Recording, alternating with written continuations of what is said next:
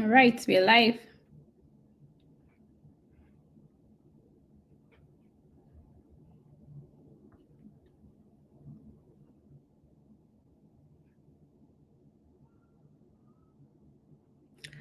Okay, we have someone here already. Good afternoon, good evening. Oh, people are joining. Great. All right, good day, everyone. Good evening. Yeah, I think it's evening right now. Good afternoon, good morning, wherever you're joining from. Thank you for joining today's session. If you don't mind, can you please drop a test in the comments? So, where are you joining us from today? Oh, okay, people are joining. That's cool. Thank you for joining. You're welcome. You're welcome. I'd love to see your test in the comments. Where are you joining us from? I hope you guys are excited about this session as much as I am. Okay. Okay. Good evening from Ibadan. Hello. Thank you for joining. Thank you so much. Thank you. Good evening. Good evening. Thank you for joining from Ocean State. We appreciate that. I can see quite a number of people online, so please drop a test while we wait just for a few minutes. Today is strictly business. We won't waste so much time. So, all right. Thank you, Latifa. Thank you, Latifa. Thank you from the Netherlands. Wow, interesting. Good evening. Joining from Aqua. Is it Aqua? Oh, yeah. Thank you for joining, Juliet. Thank you so much. All right, guys, you're welcome to today's session. I'm so happy to have you all here. As you guys all know, we usually have our live sessions where we talk about grad school, scholarship. We bring scholars to share their experience with us. Before I continue, for those joining us for the first time, my name is Olamide Mercy. Okay, I'm a grad student studying in the United States, and I'm happy to be doing what I'm doing. Okay. Yeah. So to continue with what I was saying earlier, we usually bring scholars to share their experience, talk about studying abroad, give us information about how to go about this, how to go about that, all about grad school. And today, our guest speaker, we've had him on our live session before. And yes, I would say to you, like the last time he was here, you guys really had a great time. Like we had so much understanding on how to write statement of purpose. The video is still there on the YouTube if you're here to watch it. Yes, like even me myself, I learned a lot. Until today, I usually still refer people to go watch that video on how to write a statement of purpose because we know that statement of purpose is one vital part of the application. You don't want to like just write it anyhow. Okay, now back to today. He is our speaker for today, Scholar Abdulkabir. I believe we all know, like not everybody, but those are no Scholar Abdulkabir. You know that yes, he is here to give us so much insight and so much knowledge on how to write a strong research proposal for graduate school. And why am I even like trying to? You guys were the one who asked that we bring Scholar Abdulkabir, and today we have Scholar Abdulkabir. Scholar Abdulkabir. I'm not going to spoil our speaker's name, so I'm going to bring him to the stage right now and just allow him introduce himself briefly. Thank you, Scholar Abdulkabir, for taking time out of your busy schedule to come teach us on how to write a strong statement of research proposal. We really appreciate you and thank you for the last time. We got so many good reviews and we look forward to a wonderful session today as well. Thank you, sir. You're welcome. Thank you, Olamide. It's a pleasure. Yeah, thank you. Yes, just a brief introduction. We know some people, many people, majority, I think they know that. Yes, you are Scholar Abdulkabir. Yes, but to those that are joining us for the first time, please introduce yourself to us, sir. All right. Hey, everyone. I'm Abdul Kabir Omeiza Abdul Malik. So I am a current doctoral researcher at the Cluster of Excellence on Plant Sciences here in Germany.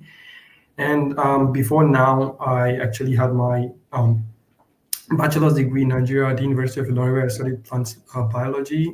Graduated then as the second overall best graduate student in the university then, and also proceeded the next year for my PhD. And along the line, I also have currently work as an editor for the Global American Society of Plant Biologists. And really nice to be here today. I think it would be just nice to keep it brief. Thank you. Thank you so much, Scholar. We really appreciate that. That was a, you can tell, I'm not kidding, he's a scholar. Overall, second overall best graduate student from the University of Ilorin, Nigeria. Oh my God, you think it's Beans, right? It's not Beans, so yeah. And once a scholar, always a scholar.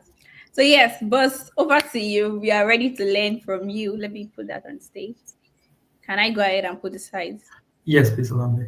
Yeah, so just to our viewers, I would encourage each and every one of us to pay attention. Take notes if you want to take notes, and please share on your starters. Let people learn as well, not just you benefiting. This is a way of, in which you can also bless others. Share it on your status. Let them know that right now we're about to learn on how to write a winning research proposal for graduate school by Scholar Abdulkabir Omezia Abdul Malik. Thank you. Over to you, sir. Yeah, thank you very much, Olamide. It's always nice to hear you call my name. Um, today, straight to the talk. Today, we'll be talking about how to write a winning research proposal for graduate school program. And I thought it was a very nice topic up from when Scholar Olamide suggested it, because quite often a lot of videos are made about statement of purposes, motivation statement, and of course, rightly so, and also the CV, but only if you really talk about research proposal. And that's actually justified given that not most programs ask for a research proposal. However, it is still something that some students and some applicants and prospective scholars actually struggle to get their hands on exactly tips and interesting guidelines to writing a research proposal. And this is not unfounded, but today what I will do is typically map you through the steps to the contents of a graduate research proposal. To write a research proposal, generally not even restricted to graduate school applicants, even those that are already in graduate school. But also, interestingly, I tell you about from my experience what are actually interesting things to note that would ensure that you actually write something that is effective and can give serve the purpose you're writing it for. So without further ado, I think the first thing that actually we wonder about is exactly why research proposals matter. Like, why should it even be talked about in the first place? And while I've just introduced you into the context, right, that we've said that quite a few graduate programs ask applicants to actually submit a research proposal, either for a master's program, rarely though, but still exists, and mostly for a PhD program. It's usually an avenue to really to serve as a blueprint for a graduate research. That's basically what you will do in your graduate program.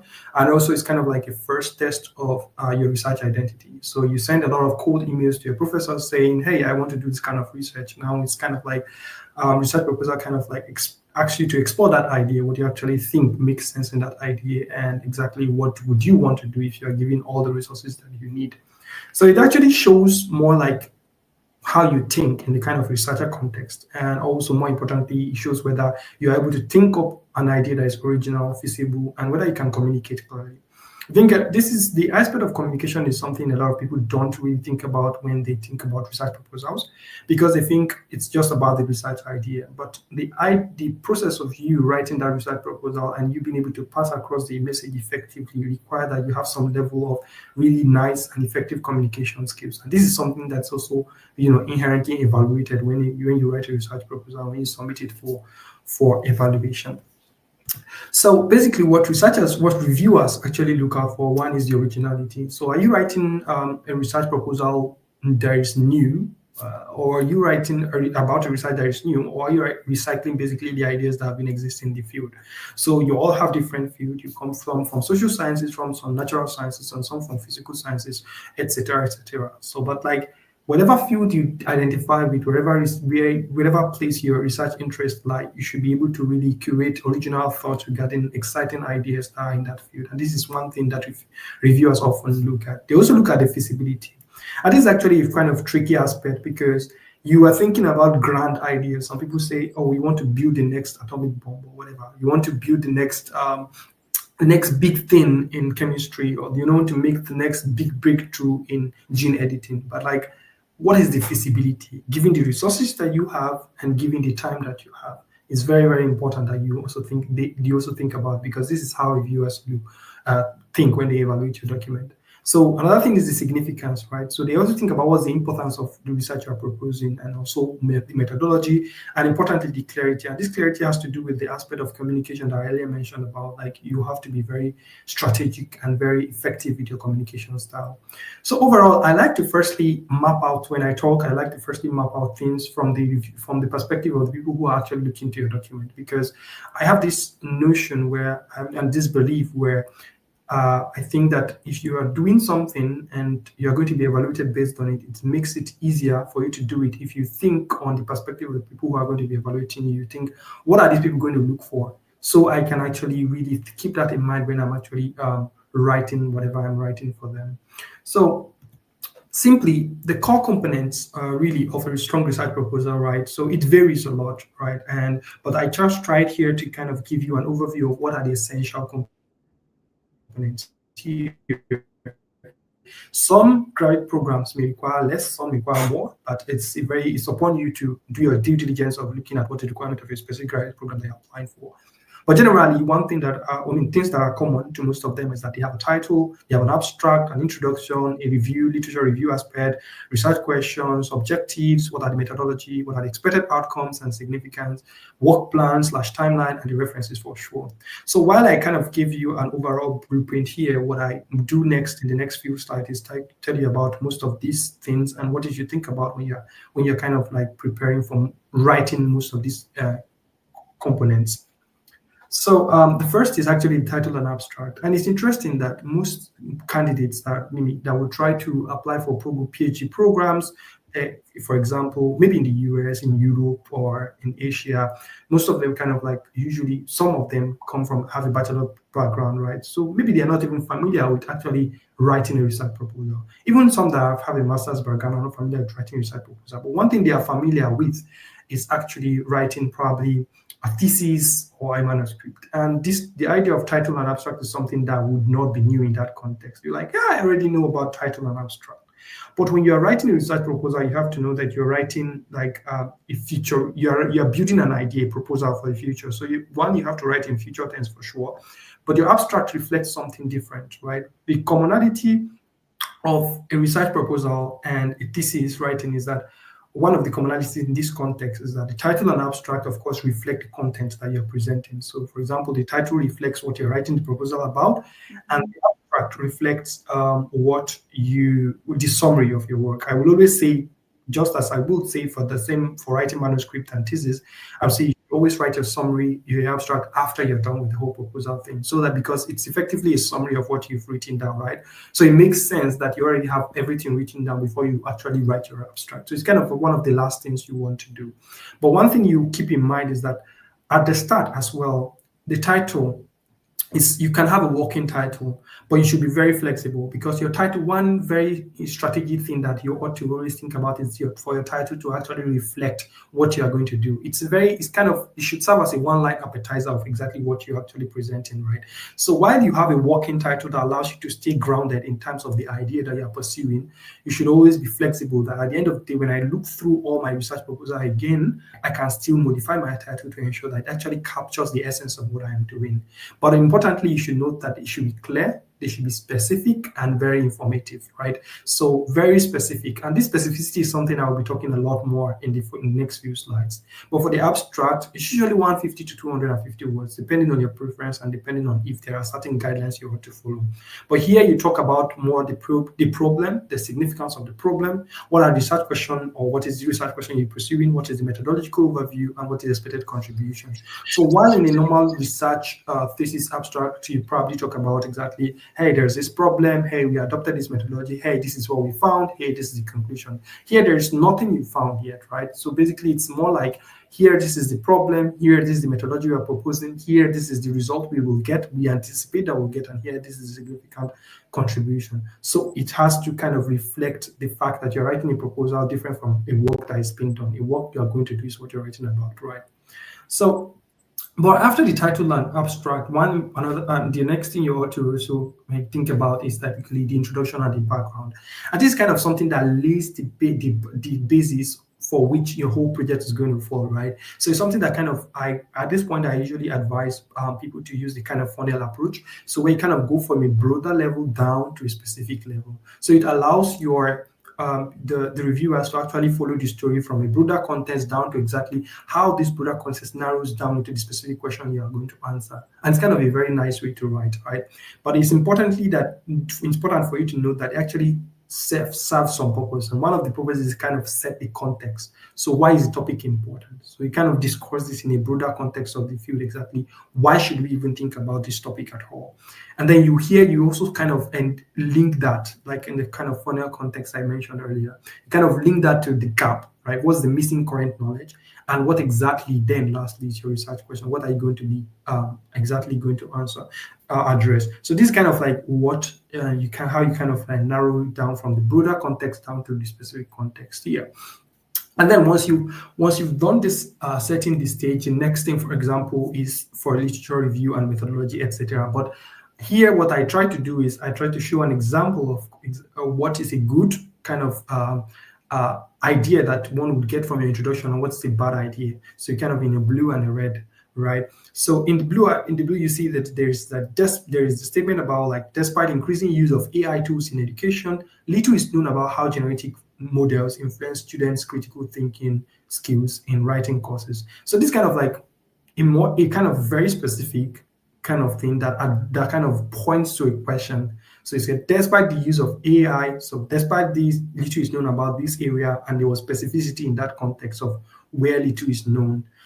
But the one which is an example of it, which is a bad example for instance, is the AI is changing every time. It's important to study its effect. This is kind of vague, very vague, and this is kind of sentence you should do away with when you're writing your research proposal. Why? Because if this is the underlying idea behind your introduction, for example, or background, it's basically not specific enough for someone to know what you're actually trying to address. So where are you leading to? So this is always you're going to see more examples in the different contexts, in different components of bad and good examples. And everything most times will always boil down to specificity by being vague, right? And I'm just giving this example just to set the stage to the idea how you should kind of start to think about these components.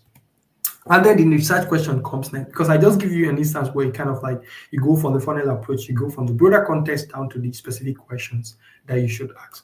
An example of good questions are: one, they should be clear, focused, and researchable. Like they should be linked to research literature gaps. They should be manageable in scope. That goes to deal with the feasibility I earlier talked about. And of course, when you talk about the objective, they should describe specific aims that guide your methods. So one thing you have to do is you have to kind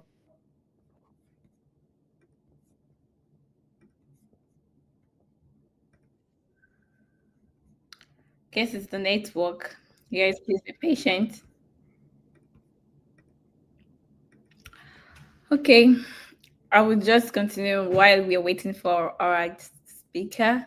Thank you all for joining once again. We are still talking about how to write a strong research proposal. I guess it's probably the network from his side. Yeah, Yeah, I'm yeah. back, right? Thank you. Okay. Yeah, so great. Sorry for that. I don't know how that happened. So back to the research question. So once you have your research question, the objectives is usually like what are the things you have to do to answer that research question. Usually that's how I like to think about it. And while I've told you that good questions are clear, focused, and researchable, that means you should not be too ambitious and ask a question that is not feasible, that you cannot research, right?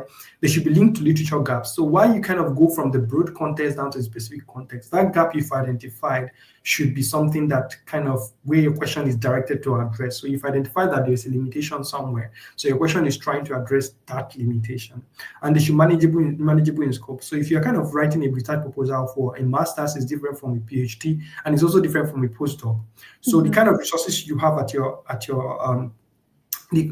aid is different, and the cost scope at the length of time you also have to spend with the projects are also different. For example, with a master's, you probably have less than a year. For a PhD, you probably have like 2 to 3 years.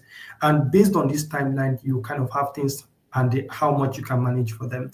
So kind of examples I've brought out here is that when you have a research question like how do generative AI tools affect student ability to evaluate and edit their own writing? So your question right now seeks to understand in what way do generative AI affect student editing ability and ability to evaluate and edit their own writing? So objectives then breaks down this into steps, right? Where first you kind of measure changes in editing quality after exposure to AI feedback. So you're trying to see how it affects your editing abilities. So here you are kind of doing one thing first, exposing them to AI and checking how much the editing ability have degraded, have changed in both instances. And another thing you could also do is typically analyze the perception of usefulness among students. So this is just some examples I just kind of carve out just to show you how your objective has to tie to the context that the questions that you aim to answer within the scope of the proposal.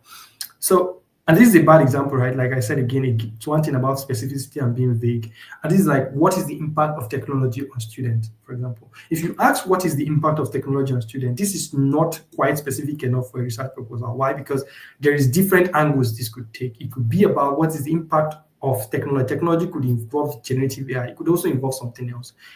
Technology itself is very, very broad. You cannot even contain it in the context of a kind of a PhD or a master's proposal. And then when you also have to go down to what impact is also kind of broad. What kind of impact are you looking at in what context? So when you have something this vague, it's even hard for you to really design a way to test it. So that is why it's important that your research question is quite specific so that you can actually be able to really test it. And that's so you see all the components kind of like, and the things you need to do kind of links up. So it's either it is specific enough so that you can test it, or it is broad and you can't test it, and that's not what you want in your research proposal. So kind of we go to the literature review, and you are all familiar with literature review. There are a lot of similarities between the literature review in a research proposal context and that in the case of a thesis. So basically the idea, just like you heard, is literature review. You are reviewing the literature to show what is the existing discussions in that particular area.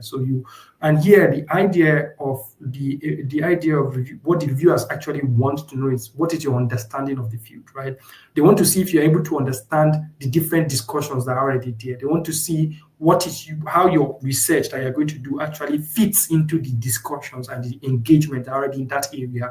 And one thing you should have at the back of your mind, of course, is that you should avoid just summarizing. So you don't need to just say this and that, or this person said this person said that. You should be able to synthesize and evaluate. You should be able to understand, okay, this person said this person said that, but how does they fit together? For example, is this person debating something else other than this person, or how are their findings actually linked, or how do they not link? For example, you could see something like previous studies show AI tools improve grammar accuracy, but provide mixed results on critical thinking. However, a few studies investigate long-term effects on writing courses. So you can see this is kind of somebody who synthesizes, example of a statement that synthesizes and evaluates. So you also you show that it talks about one thing, but there are mixed discussions on another thing, right? But versus instance where you just say, many people have studied AI in education. Smith said it was good, Johnson said it was bad, or Johnson disagreed. So it's not about what people say, it's about the context at which they disagreed. To what level do they agree? Because for example, you can have two research that actually one agreed and one disagreed, but maybe it's the methodology that was different. And in that context, you think that because the methodology was different in assessing that same question, that might actually be the reason why they had different opinion. Or maybe the study area was different. You should be able to understand the context to which they've agreed and disagreed, and you should be able to use that to really evaluate their judgment and to really see whether there's plausible arguments to it or not. So this is what you have to show in this literature review here. And a lot of people, unfortunately, are quite lazy, and this is where you get them, because when they put up literature review, they either just kind of just put somebody said this, and the next thing you see another researcher said this. But how do they connect to form a whole story, right? How do they connect to form a whole story, and what did they say about it? Maybe somebody even talked about the research area before, but they found something different, and you think because you are tweaking your methodology, you're going to find something different. You should be able to comment on what is the lapses and limitation in the current methodology they've used and how yours actually covers for that. That's very important for you to note. So these examples again is just to give you a concrete idea of exactly what I'm trying to point out and what where the specificity and the vagueness actually had to do. So you have to be able to keep this in mind when you are writing the literature review aspect of your research proposal. So the methodology is one tricky thing because basically in different fields it varies, right? So if you're in social sciences, the way you write your methodology actually varies from the way you write it in natural sciences. And I can even imagine like Olamide is doing natural sciences. I can imagine for somebody like me who's in biological sciences, like we write it in we have established methods and something like this. And I can imagine just across different fields they vary. But one thing that is really, really common is that whatever methodology you are going to have should be fit to test the question you want to answer. Very, very important. So whether it is your design, if your design is qualitative, you are using mixed model, whatever sort of design, you have to be able to show, you have to be able to talk about it extensively, right? And you have to talk about your data. So for example, some people propose a research and their research does not involve them collecting data. Their research involves them exploring an existing data. So you have to be able to show exactly where am I going to get this data from? What is even the quality of the point I'm getting this data from? And why am I getting this data from this place, right? And how am I going to synthesize my data? Analysis of your data as well. When you get your data and you do your research, how are you going to analyze it? It's very important. Do you have the existing capability to analyze it? And this is where you have to start thinking the graduate school scheme. So if the department or the lab you are going to or the project you are proposing, if you look at the school and the institute that you're going to be serving as having this project, do they already have existing collaborations that would help you to kind of analyze this data or to collect this data or to even carry out this research? You have to think about this. I think it's an added plus if you're able to identify certain things they already have that makes them stand out. For example, in my field, some labs may have a very big phenotyping tool, and you think because you're analyzing 100,000 of sample you plan to analyze this is feasible only because they have this tool. So it's possible it's not feasible in another lab, but because they have this large phenotyping tool, you can achieve it.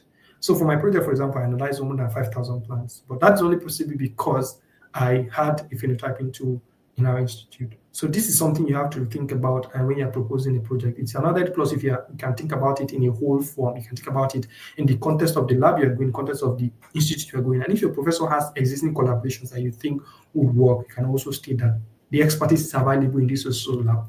One of the grant proposals I wrote, I had to write that the existing competency to analyzing the data is available at a particular institute. So that actually shows that you already have it planned exactly where you do the analysis of data and where not. And if you are in medical field, for example, or in health field, ethics is something big. Even in zoology, for example, if you are dealing with animals or life samples, ethics is something very important. So are there specific ethical consideration you ought to make? And have you taken that into consideration? You have to introduce it here. And also, if you can, you could also comment, optional though, about the limitations of the method. For example, you could say, yeah, we are doing RNA-seq data, or we are doing in biological sciences for sure. You can say, for example, you are doing a qPCR, or you are doing this, and this will allow you to know the abundance, but will not tell you blah, blah, blah, blah, blah. So, but as long as you can justify that this method sufficiently allows you to answer your question, I think that is what you should have at the back of your mind. And this is also another place where you catch lazy students, because you have to be able to, I think this is even one of the most important aspects of your question, because of your proposal, because the researcher or the professor wants to see if you're able to really think about methodology that you can use to test it, because it also reflects your understanding of the field. What are the current methods that are valid? What are the current methods that are applicable? So if you are just there, you cannot even really think about a method that you can use, then that also automatically just fishes you out as somebody who's not going to be competent at all.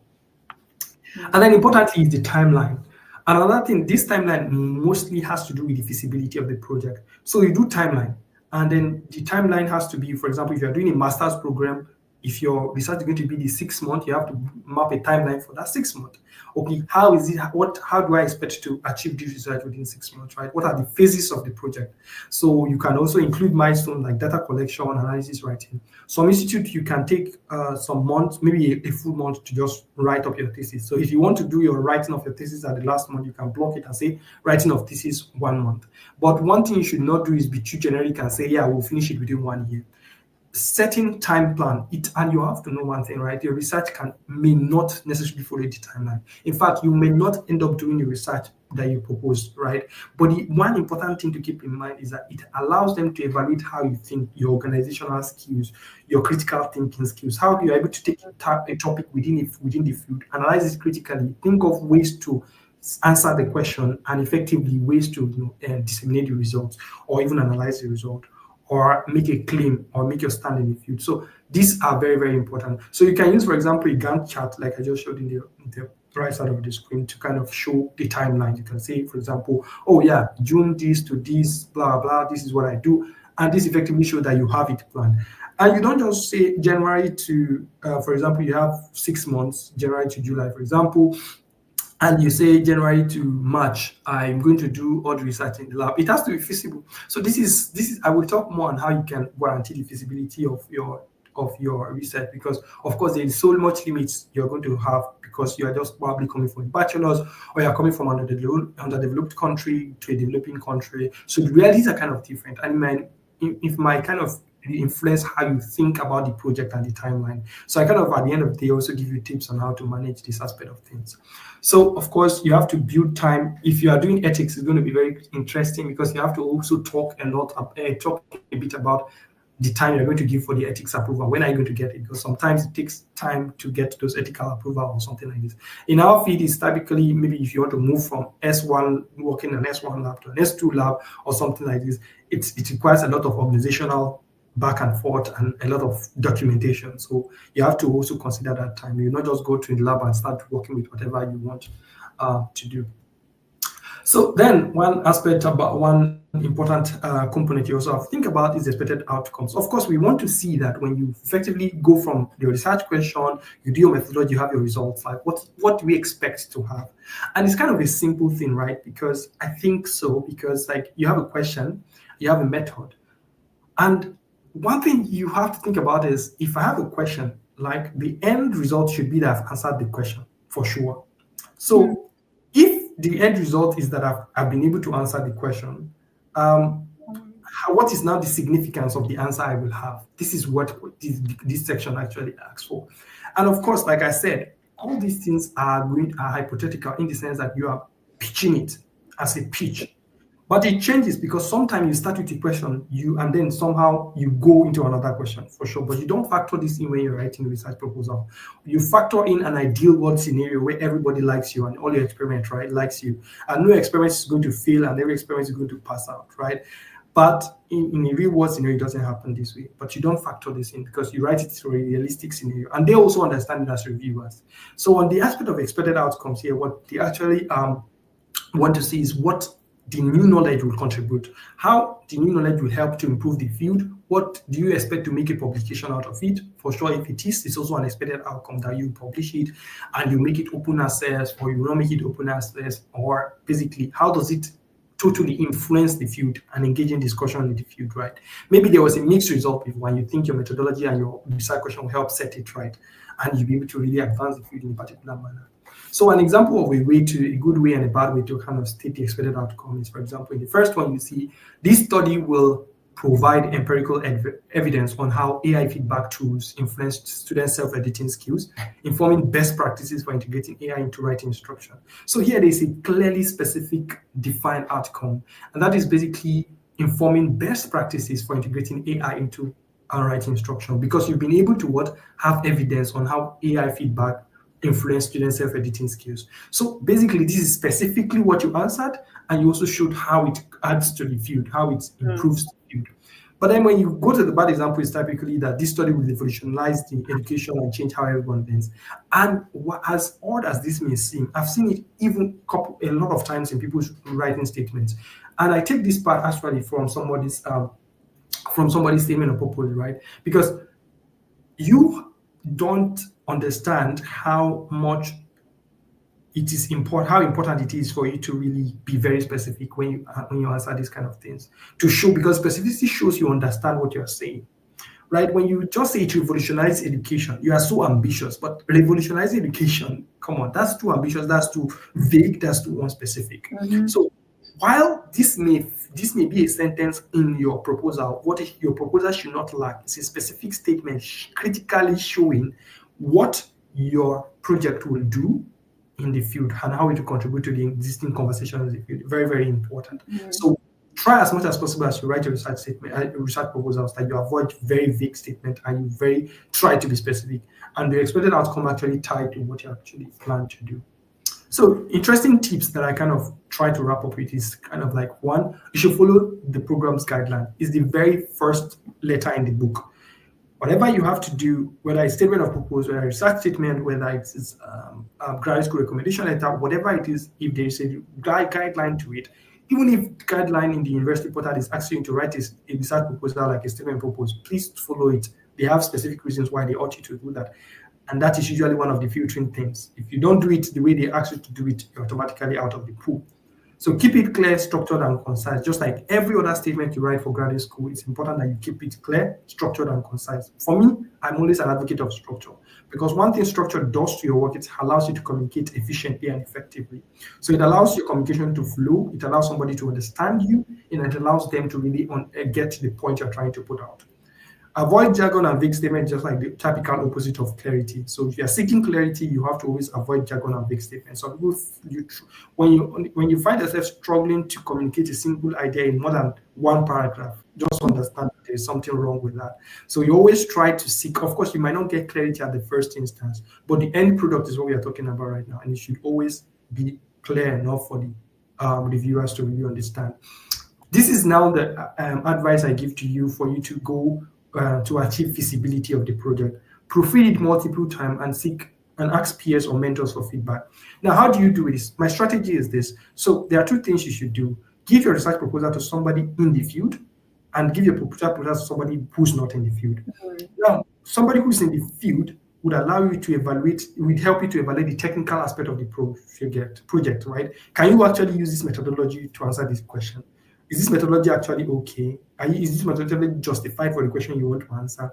The person in the field will help you answer this. Now, the person who's not in the field might not understand the technical things, but what they help you do is evaluate your communication level. Is it okay? Is it clear enough for me, who's not in the field, to really understand? There might be some technical terms there that I don't understand, but overall, do I understand what the project would be about? So this kind of allows them to actually give you the kind of evaluation from these two different angles that will effectively allow you to really come up with something really good at the end of the day. So these are very, very helpful tips. So you have to keep in mind when you write it. And another thing also, before you read a paper, before you write a research proposal, for example, guide yourself where you get methodology from. Use similar research teams, right? Get the papers from similar research teams and use the methodology as guideline. See that there's methodology that has already been established and read about the methodology. If you're in the biological science field, very important. Read about the methodology, the limitation and not. And if you're in computational field, very important as well, because some algorithms may have, maybe the database they are using is not up to date, and that is one limitation. So you have to understand all these limitations before you start to pitch it as the best technology, best algorithm in the world, or best methodology in the world. So common pitfalls that I wrap up with is, one, you're too broad and unfocused, and I've taught this in several instances of my talk. There is weak link between your question and the methods. Everything should form a full story. And that is how you will know. How you know this is when you write your abstract or you write your summary. You should be able to say, there was this question I asked, and there is this way to solve it, and there is this result I get. So for example, you want to make a tomato stew, right? You probably say, oh, I need a tomato, I need this and this and this and this. And how do I make it? As the methodology. You go to market or whatever, you get it. And then what's the final product? Maybe the tomato stew. And how does it fit in the context of the work? Oh, I have rice. It helps everybody eat rice and or eat their food and be satisfied. So everything has to fit together as a full picture, and it should not be too disjointed that your methodology is not sufficient for answering the question you are going to answer. Unrealistic timeline. Some people, the idea of writing, adjusting timeline is something very, very tricky, because not everybody can do it. And especially if you are not somebody who's done research at an advanced level before, it's hard for you to really know how long it will take for you to really do certain things. If you've not also tried the methodology, it can be a bit difficult. So please, this is where the mentor feedback also helps you, because you can ask them, oh yeah, this is the timeline I kind of put in there, and they can tell you, I think maybe a month or a month less or something like this would do. poorly justified method, like I said, look at the existing discussions in the field and try to see exactly that this method is something, and don't start using papers from 1999. Every year, like methods, some new method come. If you're in the computational field, almost every year they are bringing new methods. But if you are in the biological field, maybe 5 year gap is okay. I mean, valid methods will still be used that year. But familiarize yourself with papers that have addressed similar questions, because then you model your methodology with those papers and try to use them like that.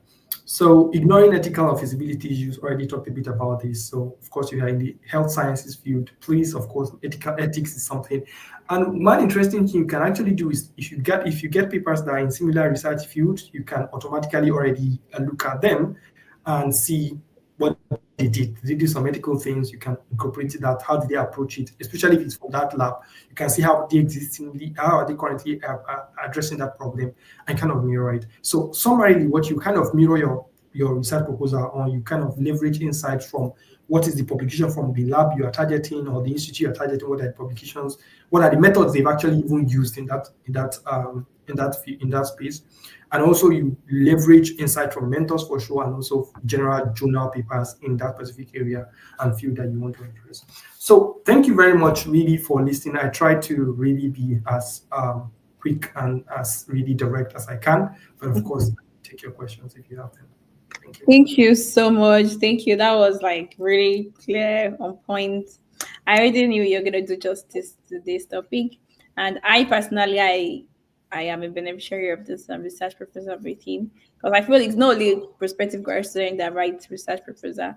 Almost everybody, like in the academic field, writes proposal, research proposal. And yes, I was able to pick a lot of points. I took note of so many things. So, guys, it's time for questions. Just like I said earlier, strictly business. We are not going to waste so much time today. So, if you have any questions, please drop it in the comment section. And I have questions for Scholar Abdulkabir. So, I think I can start with my question. Okay, you've addressed some of the questions that I have, and I appreciate that. Thank you.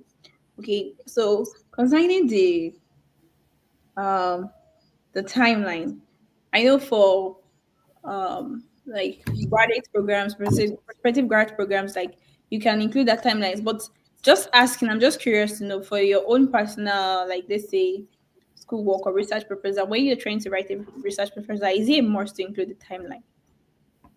Is it like No. Actually, first thing, like I say, is that if you're writing a research proposal without where they don't tell you what components to include, please do mm-hmm. include timeline, because timeline actually shows an ability to take initiative. Okay. It might not be distinctive, it might not be absolutely in the best manner correct, but it kind of gives an approximate idea that you're thinking about exactly what blocks to kind of do. And exactly when you start doing this research, you realize that if you do somebody something in a month, maybe throughout that month nothing works, and then the next month maybe something starts to work. This is possible, but when at the point of writing research proposal is very, very important. So I can bring there were two instances where this happened, right? There was one instance where I wrote a research proposal with someone before, and the graduate program explicitly did not mention timeline. They just said, we want you to write the background, research question, and the methodology. That was basically the three things they said they needed the person to write. But I also wrote a grant research proposal myself, and I got in graduate school where we kind of included timelines. So it had these two different experiences. Yeah. Okay, thank you. Thank you. So I think right putting that timeline shows how like much of like you're really like you know what you're doing, I think. Thank you. All right. So the next question I have here is about the writing style. Do you think is really like um necessary if not being told? Do you have any recommendations for writing style, or it's not something to worry about? Writing style, what do you mean? Like there's this I've seen like APA, they'll be like all this kind of routine. Is it necessary? Or Yeah. for prospective grad student they don't have to? So you have to. So APA, that's kind of like a referencing style, right? So Yeah. and Reference style, yeah, sorry. yeah, and basically, whatever field you are, there is usually a common referencing style that is used. So, for example, as far as I'm concerned, mostly in biological sciences and mostly sciences, you use the APA referencing style. So it's a common practice. So you do that.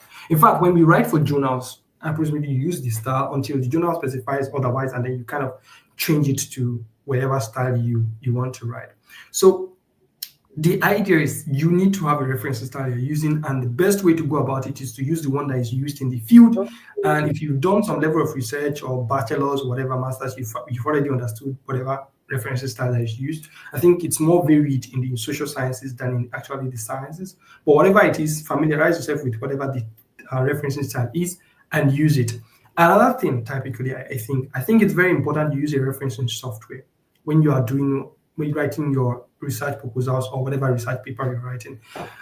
Quite easily, you'll find that some graduate school applicants or people, yeah, grad school applicants, or even people who really doing research, maybe coming from bachelors or whatnot, they don't have experience using reference managers. But what it allows you to do is, for example, when you submit a paper, the professor can, if the professor has, for example, the referencing same referencing manager you use or whatever, they can actually get the references themselves, right? And it also allows you to show that, for example, if you would submit a Word document to me and I click your reference and I notice that it's actually automated, it actually shows that, yeah, you're actually doing, it makes it easier for you and for me. So referencing managers, free ones, Zotero is a free one, very good, accessible, and we have Mendeley, we have EndNote, we have quite a lot, right? So try to use those referencing managers. And another advantage of referencing managers, for example, if you have to submit the research proposal tomorrow, and you find out today that you're supposed to use a different referencing style, rather than changing all the referencing, what you have to do is simply just go to the referencing manager, change the referencing style, automatically changes everything for you. So very, very important. And the way you cite is very important. Very, very important. Things you should be able to cite well is very, it's an important piece. Yeah. Yeah. Thank you. It shows that you know what you're doing when you cite well. I think it Yeah. adds to your credibility. Thank you. All right. So we have a question here. Why writing statement of purpose should one talk about the research proposal elaborately or briefly? What do you think? I think statement of purpose So is something different. Yeah, go ahead. yeah, they're different, right? So when you write your results, first thing I always say before I start anything, whatever we say here, you have to take it an objective lens. So you have to take it from the idea that your program might give you some guidelines to do. So they might tell you, we want you in your statement of purpose. I have not seen it before, but I'm putting it out there. They might tell you in your statement of purpose, discuss briefly your research interest, right? For sure, this I've seen before, but they might tell you describe maybe approaches that you're going to use to write your research, or I mean to conduct your research or whatnot. If they actually do this, that means you're talking deep, they're in depth about your research in your statement of purpose. However, statement of purpose and research proposals are two different things. Yeah. And what they address, the questions they address are fundamentally very different questions. So it's I don't think it's um, okay to kind of put a research proposal in the context of a statement proposal. Just treat them differently. What you can do, if you are very, very ambitious and maybe you have a research proposal actively written and you're like, they didn't even ask me for a research proposal at all. Maybe you can, when you're talking about your research in your statement proposal, you can hyperlink the research aspect to a different document where you wrote your research proposal and say, I'm a very, very smart student. I already wrote something. However, when you take this step, there are two things involved. So the first thing is it might be a very good shot, and the person is like very nice. Or second thing is it throws you so much into the specific context that dissuades a particular professor from interest in you. Like, your interest is so different. I'm not really going to be evaluating this kind of research interest that you have, right? So this is always the balance between going too specific and staying a bit generic. So we always advise applicants to kind of, as much as they go specific, they also have to show some level of flexibility in Yeah, they're tone. open to other. Yeah. They're kind of open to similar areas, yeah. So this you have to show. But fundamentally, to answer your question, there are two different things, address them differently, unless told otherwise. Thank you. Thank you. That was direct. That was sharp. I think we've answered your question, advocacy. Okay. So my last question for you today, sir, it's about I just to end with, First of all, let me appreciate everybody that has joined today's session. I am happy that we've done justice, Scholar Abdulkabir, have done justice to how to write a strong research proposal for graduate school. Sincerely, this is like something I've been like trying to like just take off the list for a lot of our prospective grad students. And I'm so glad that you've done a lot of justice. Like basically you've given the details, and with so much of this information, they will be able to like write a good, strong research proposal. Someone who does not have an idea right now, they have an idea of what to write, which is great. So thank you so much, sir, and thank you to everybody that has joined. And I'm sure that majority of those people that requested for this, they are not here right now, but they can always watch this after now. So yeah, thank you so much. My last question for somebody is asking a question. You guys, are you just coming in? We are both rounding up, but we'll quickly take this question in case that what others have done is closely related to the answers. Your research question are meant to the address. Is it still okay to go ahead with what somebody else have done before? I think the question is should be framed a bit differently. And while you want to be ambitious, you have to know that whatever you're going to contribute is mostly going to be at max maybe 1% contribution to your field. Maybe just something All that right. advances something different. It's not like you're entirely building a new Yeah. private plane that is not flying. Because otherwise, when you think about it, someone has done a plane before. Why do we even have to still look at how to make plane faster, right? Because it's even if it's just 1% addition in the speed, it is an addition. However, to answer really your question there, if you're answering exactly the same question somebody has answered before, that doesn't work. But if Yeah. you're asking a question that is an extension of the question someone have answered before, for example, someone answered what affects these things before, and the person found out two things, and you're like, you want to test the effect of these two things that they found on a different thing. This is an extension of what somebody has done before. This is fine. But if it's exactly the same question somebody has done before, you have to think about what makes it different. Is it that you think that basically the geographical location of where the person carried out the sample had something to do with the result the person has, and because of that you want to do it in different geographic contexts, and you think results, you want to really see if the results are the same across different geographic contexts or different. So if the geographic context is different thing here, then automatically your research question is maybe the same but entirely different. So Yeah. you have to look at exactly in what way is your question, even if it's exactly the same, different from what somebody have answered before, and is it justifiable to still proceed with that much difference? So if it is the methodology that you're changing, even if you're changing just one variable, it makes sense, because if it is justified to test that new methodology and see if it still works with the existing question, then this may be. So it doesn't have to be entirely new thing, but it has to be a difference with what has been done before. So Thank you. yeah. I think thank you for answering that. That was the point. Like you answered that like correct. Like I think to the best of my own understanding. So I think just the word he said, even if it is just a small variable, like if it is X before the person did Y against X, X against Y. I'm not saying, just giving an example. So it does, you don't have to do something what that somebody else has done before, like specifically, just a little modification will be fine. And you should be able to like justify your result as well. Thank you, sir. So somebody said, when should what should one think about when sourcing research? I must say, very, very good questions that people are asking now, really. Um, what should one think when sourcing research? I think basically the question is probably not structured well, because are you sourcing research idea? Are you Or talking about think sourcing research idea, or what exactly?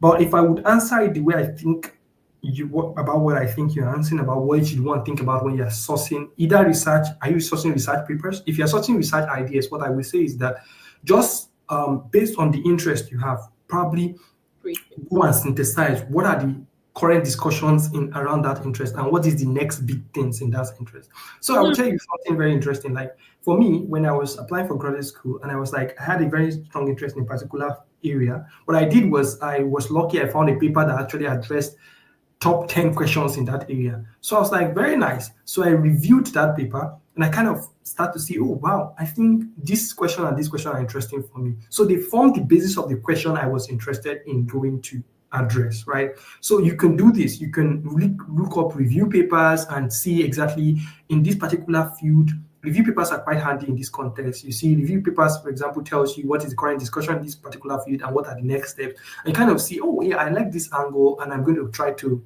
see if I can address this angle in the context of my graduate school research. So that is about sourcing research questions.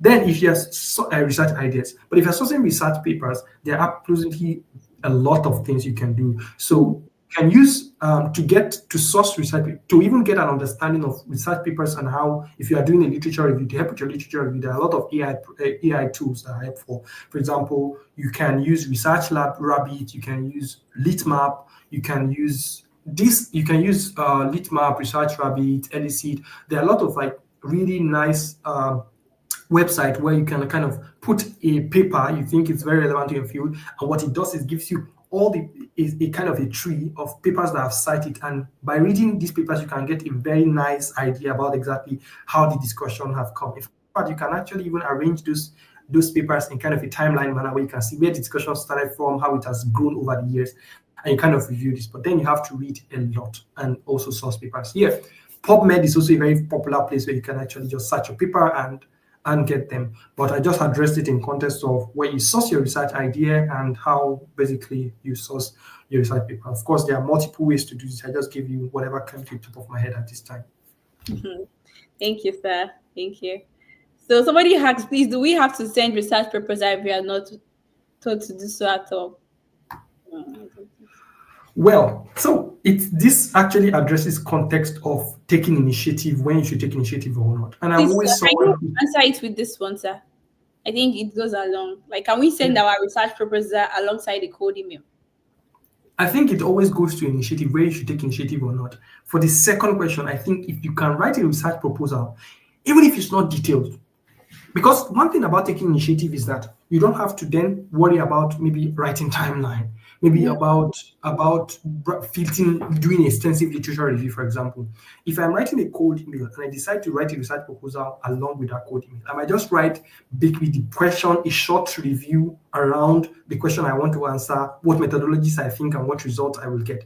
And that's enough already, because I'm taking initiative. Nobody's telling me what outline to use. So I will just make it simple for myself, ensure that I address what is very, very critical and important, because they didn't ask me to do it.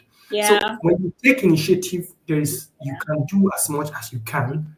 There's no bonus to that. But the first question was, what was the first question again? We do have to send research if we are not told to do so. So this is also like, you can send it with your cold email. If you do that, I think it's a very good thing.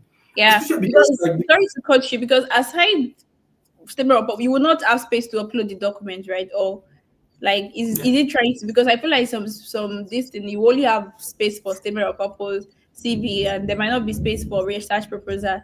So, but in the case for code email, you can send it. What do you but think? I also even think that you can do it in both contexts, to be honest, because like for cold email, I think if you take initiative and say, your cold email, you write it very short, you write it, this is my interest and what else I want to be in the lab, and you say, I haven't attached a research proposal regarding the interest, and you put it there. I think if the professor has funds and is open to taking students, I think you will be a good student to take, because you will see you can take initiative, and I like that a lot, right? In the context of submitting it, if you're not told to do so, one, you have to think about it. If you are willing to go, the research proposal forces you to go very specific.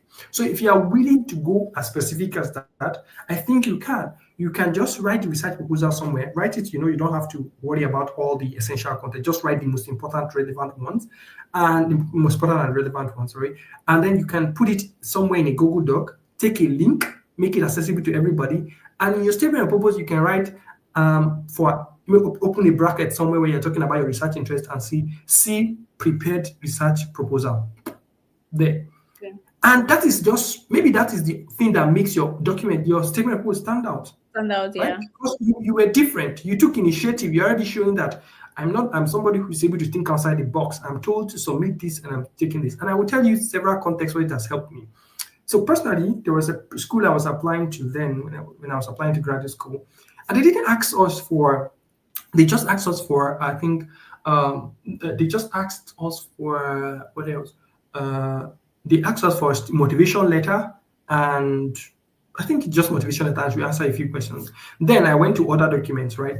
I forwarded all other documents I have, words, certificates, whatever. There was whatever. I saw it, I forwarded it, and basically I got the offer. Then this year, I mean just last year, there was one of my mentees who was applying for a graduate school program, and they didn't ask her for motivation letter at all. So when they didn't ask her for motivation letter, I said, no, I don't feel comfortable just submitting your CV or whatnot. And then because I said, let's do this. For the other documents, write a motivation letter, even they did not ask you to write it, and put it in the other documents. So I don't know if this helped in any way. She was shortlisted and she got the offer. So it's if you take initiatives It's and good. you do these things, it doesn't have a bad side. At least in my opinion, especially if it's very relevant, it doesn't have a bad side. So take initiative where you can. It can help you. However, just be careful that as you're writing research proposal, what you said research proposal is not just something that's going to get the researcher to think, the professor to think, thank Eh? God he wrote research proposal. I can never take this student. Basically maybe your citation is rubbish, maybe your citation is rubbish, or maybe your referencing style is rubbish, or something like this.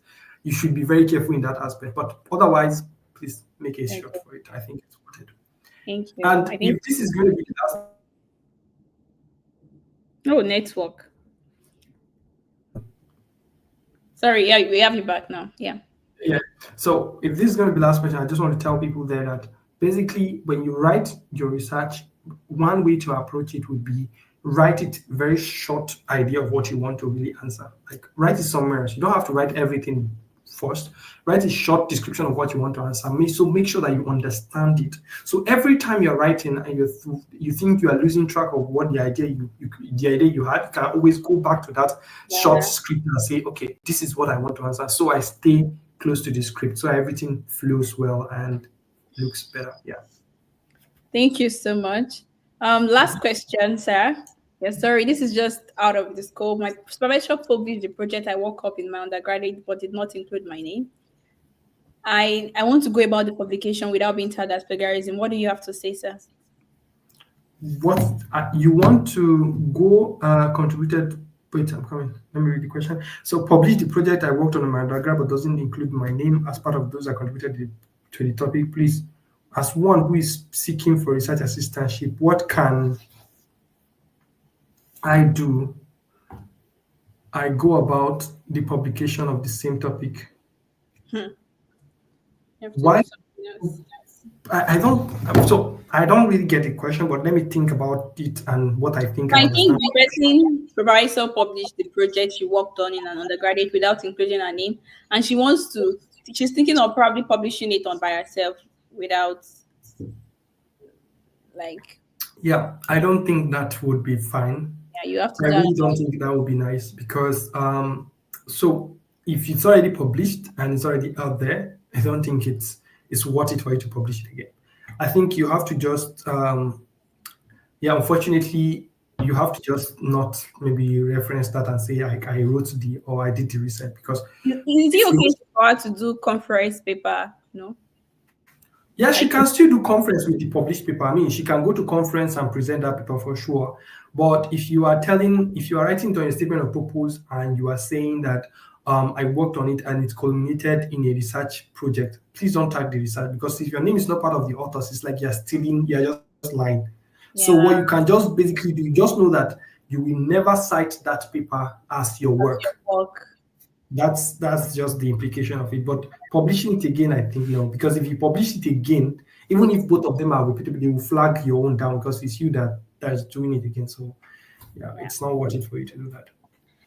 Oh, thank you so much, Scholar. We really appreciate you. I know, like, if we should keep taking questions, you have so much and much to put to us, but thank you. We're gonna stop there, and thank you to everybody that has joined. I want to believe with this, you guys are good to go with strong research proposal for graduate school. Wishing you all the best in your application. Thank you so much. Thank you, Scholar Abdulkabir, once again. Thank you. Yeah, thank you very much. Thank you. All right then. Thank you, Lamdi. Bye. Bye.